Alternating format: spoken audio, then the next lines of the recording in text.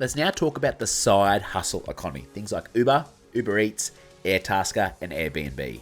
And what's key here is determining if you're running a business or not. So for example, if you're on Airtasker and you run somebody's rubbish to the tip for them, maybe once a month or once every now and then, it's very unlikely that you're running a business, and this would only be a hobby.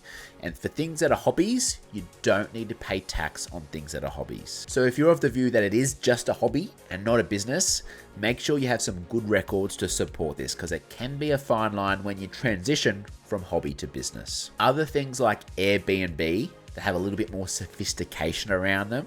You need to prepare the residence, it needs to be cleaned, there's a booking service, those sorts of things.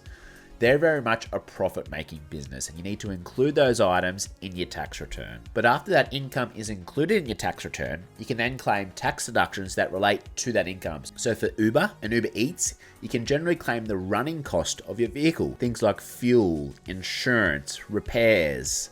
Make sure you check out my motor vehicles video. And for Airbnb, you can claim deductions like cleaning, any interest on the mortgage, certain repairs that need to be done. Make sure you check out my rental deductions video. And what's important to note is the ATO has data sharing agreements with most of these organizations.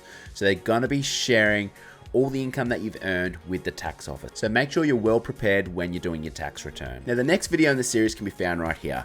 Keep in mind, I'm not a licensed tax advisor. This video is for educational purposes only, based on publicly available information.